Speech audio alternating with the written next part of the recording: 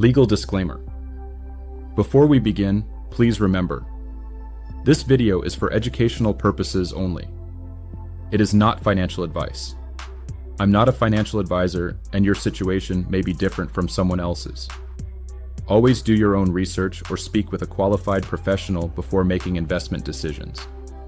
Passive income for beginners, Canada. What if your money could pay you, even when you're not working? Not through get-rich-quick schemes, not through risky shortcuts, but through simple, long-term strategies that anyone can understand. Today we're talking about passive income for beginners, calmly, realistically, and step-by-step. What is the problem? Most people trade time for money. You work, you get paid, you stop working. The income stops. That's active income. The problem is that active income alone can feel limiting. You only have so many hours in a day. Burnout is real. Unexpected expenses happen. Retirement may feel far away. Many beginners hear passive income and think, it's complicated. It requires a lot of money. It's risky. Or it's only for wealthy people. But in reality, passive income is simply money that continues to come in with little ongoing effort after the initial setup. It doesn't mean no work. It means less work over time. The simple breakdown of what passive income really is. Let's simplify it. Passive income usually falls into three main categories. 1. Asset-based income. You own something that produces income. Examples: stocks pay dividends. ETFs that distribute income. Real estate that generates rent. Bonds that pay interest. You put money into an asset and the asset pays you over time. 2. Business or content income. You create something once and it continues to generate income. Examples: YouTube videos, online courses, digital products, books.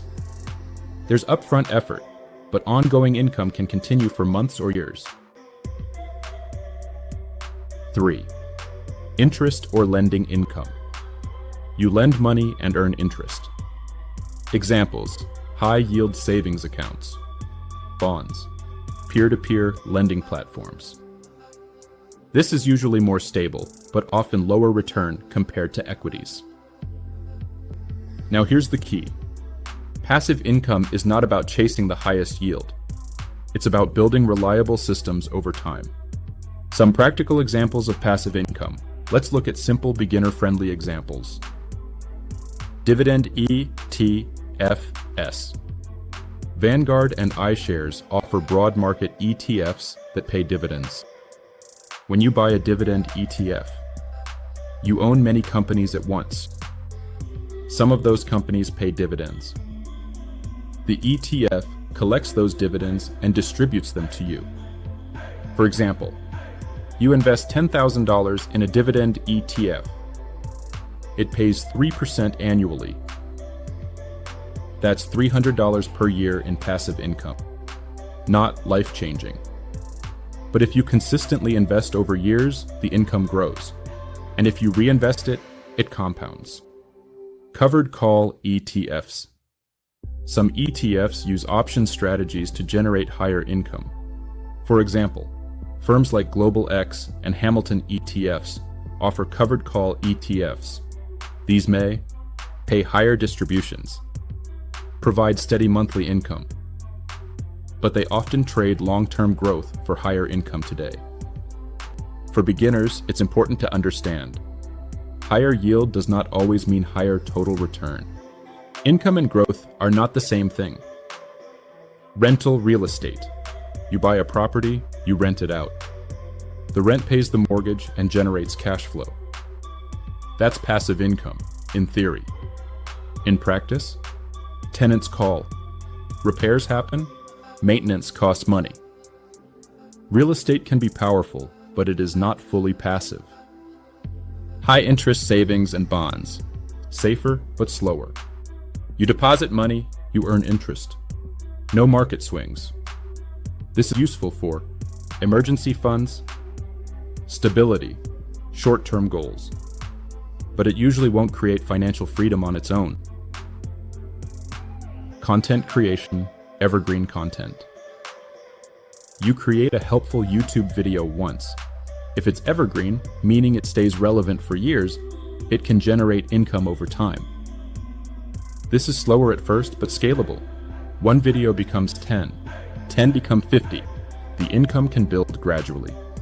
Here are the key mistakes to avoid. When beginners chase passive income, they often make predictable mistakes. Let's slow down and go through them. Mistake 1. Chasing high yield. If something pays 12%, 15%, or even 20%, ask why. Often, the asset is risky. The price is declining. The income is unstable. High yield can feel exciting, but long-term total return matters more. Mistake 2. Ignoring total return. If you earn 10% in income, but your investment drops 15% in value, you're not ahead. Passive income should not destroy your capital. Balance income with growth. Mistake 3. Starting too late. Many people wait until they have a lot of money, but passive income grows best with time, consistency, compounding. Even small amounts invested regularly can grow significantly over 10 to 20 years. Mistake 4. Expecting instant results. Passive income is slow at first. Your first $100 per year feels small. Your first $1,000 feels meaningful. Your first $10,000 per year feels powerful. But it takes patience. Mistake 5. Overcomplicating everything. You do not need 50 different ETFs, daily trading, constant portfolio changes. Often, a simple diversified ETF strategy combined with steady investing is enough. Simplicity is underrated. So in summary, passive income for beginners is not about shortcuts. It's about owning assets, letting time work for you, reinvesting consistently, avoiding emotional decisions, thinking long-term. Start small, stay consistent. Focus on total return, not just yield. Let compounding do the heavy lifting. Passive income is not magic. It's discipline, patience, and structure. And over time, that structure can give you something powerful. Options, flexibility, and eventually, freedom. If you found this helpful, consider building your next steps slowly. Whether that's your first ETF investment, your first rental analysis, or your first piece of evergreen content. Long-term thinking wins. Calm, steady, patient.